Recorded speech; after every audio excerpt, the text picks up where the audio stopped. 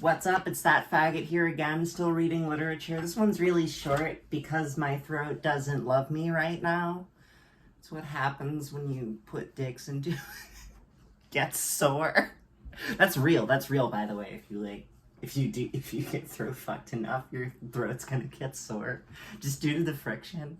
Anyway, today we're gonna be reading Against the Constituent Assembly as Against the Dictatorship by Errico Malatesta, written in 1930. I'm sucking this guy's dick from the grave.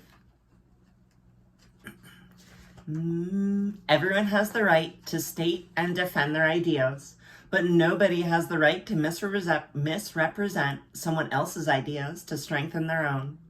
After years without seeing the Martello, the issue of June 21st fell into my hands. I found in it an article signed X, which talks, in a more or less imaginary way, about an insurrectionary project, which was allegedly promoted by myself, Giulatelli, and D'Annunzio. From the article, it appears that someone else, who writes under the name of Ursus, had previously written about such events, but I could not manage to find his article. Never mind.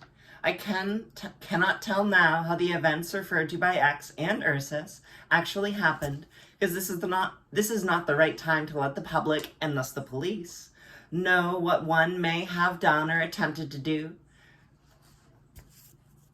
This is like 1930s in Minecraft speak. Also, I could not betray the trust that may have been put in me by persons who would not like to be named now. I can be surprised, though, that these X and Ursus, moved by the desire to find support to their tactical theses, have not realized how tactless it is to involve someone who usually does not receive newspapers and thus does not know what is said about him and cannot reply, in addition to their feelings, no duty, in a personal matter, to take responsibility for what they say and sign with their real names. What I care about, what makes me take the trouble of pointing out said articles, is protesting the completely false statement that any moment whatsoever of my political activity I may have been a supporter of the Constituent Assembly. The issue bears such a theoretical and practical relevance that it could become topical any moment, and I cannot leave cold anyone who calls himself anarchist and wants to act like an anarchist in any given situation. To be precise, at the time when the events badly recollected by X and Ursus occurred, I was striving with my words and writings to fight the faith and hope put by many subversives, obviously non-anarchist, in the possibility of a constituent assembly. At that time I claimed, as I have always done before and after, that a constituent assembly is the means used by the privileged classes when a dictatorship is not possible, either to prevent a revolution or when a revolution has already broken out, to stop its progress with the excuse of legalizing it, and to take back as much as possible of the gains that the people have made during the insurrectionary period. The Constituent Assembly, with its making asleep and smothering, and the dictatorship, with its crushing and killing, are the two dangers that threaten any revolution. Anarchists must aim their efforts against them. Of course, since we are a relatively small minority, it's quite possible and even likely that the next upheaval will end up in the convocation of a Constituent Assembly. However, this would not happen with our participation and cooperation. It would happen against our will, despite our efforts, simply because we will not have been strong enough to prevent it. In this case, we will have to be as distrustful and inflexibly opposed to a constituent assembly as we have always been to ordinary parliaments and any other legislative body.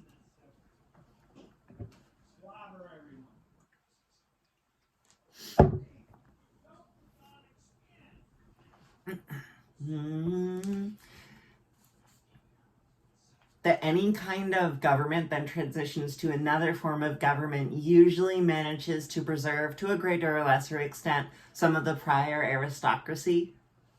So it's always in the interest of the ruling class to have a constituent assembly, or just a new-ass dictatorship, than it is to actually dissolve the state, because that would mean they would actually lose their power versus having their power transferred into the new form of government. Let this be quite clear. I am not an advocate of the all-or-nothing theory. I believe that nobody actually behaves in such a way as implied by that theory. It would be impossible.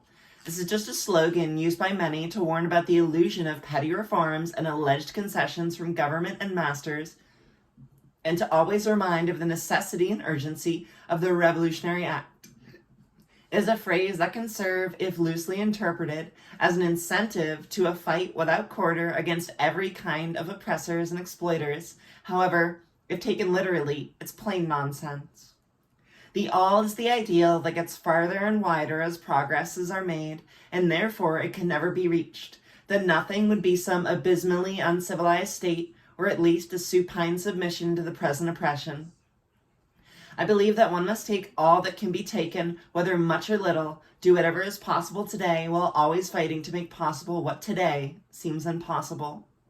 For instance, if today we cannot get rid of every kind of government, this is not a good reason for taking no interest in defending the few acquired liberties and fighting to gain more of those.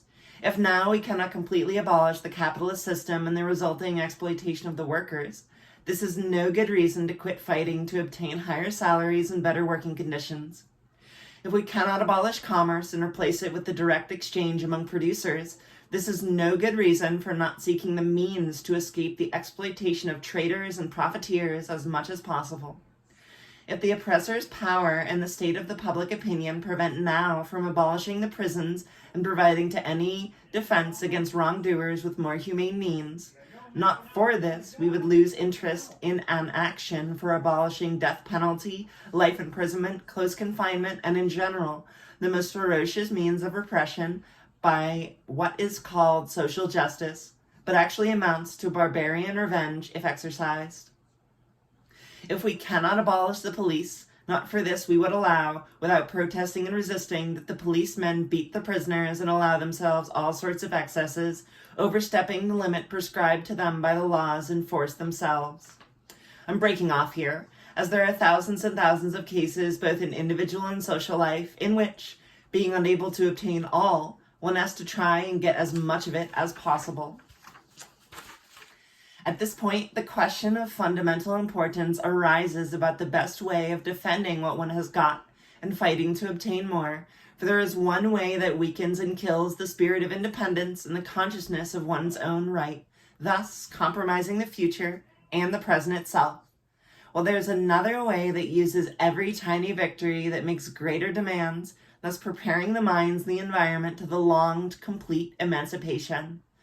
What constitutes the characteristic, the raison d'etre of anarchism is the conviction that governments, dictators, parliaments, etc., are always instruments of conservation, reaction, oppression, and freedom, justice, well-being for everyone must come from the fight against authority, from free enterprise and free agreement amongst individuals and groups.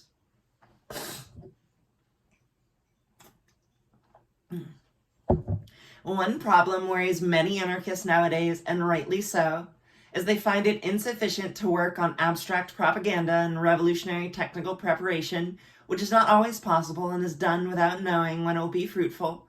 They look for something practical to do here and now in order to accomplish as much as possible of our ideas, despite the adverse conditions.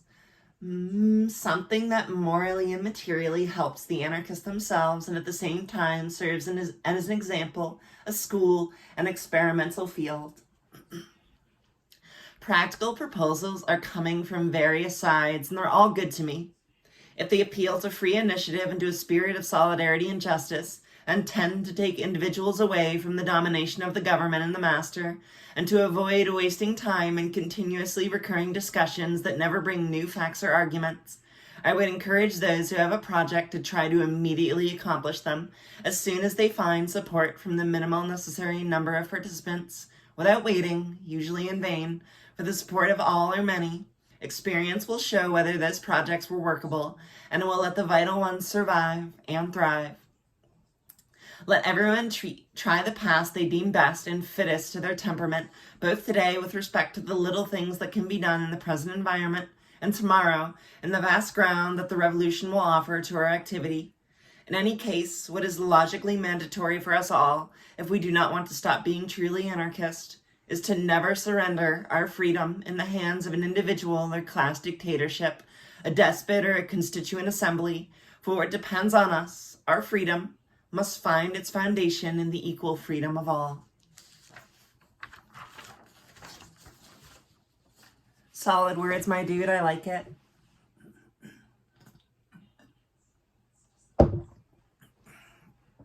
It's just basically like an anti-reformist, but also please do stuff thing. Almost 100 years. 7 more years will be 100 years ago.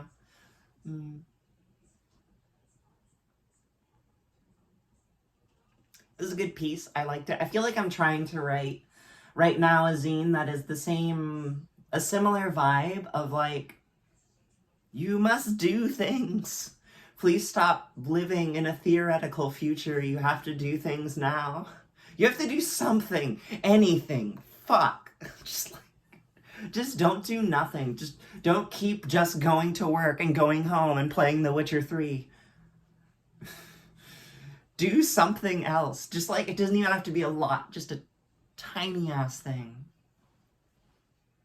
There are so many tiny ass things you can do. Alright, well, this was a short one. I'm gonna start reading at the cafe. I put it in a binder because it's so many pages. It's so neat. This little tiny binder.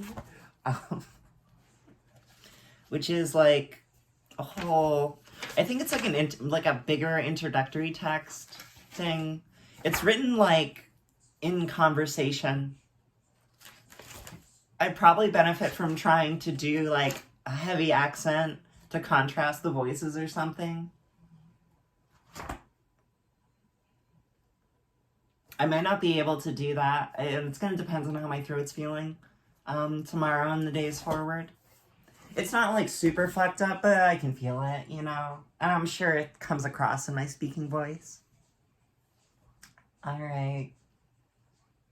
Give someone a sandwich. It's my mission to you. Make at least one sandwich and give it to someone. You can do it. Peace.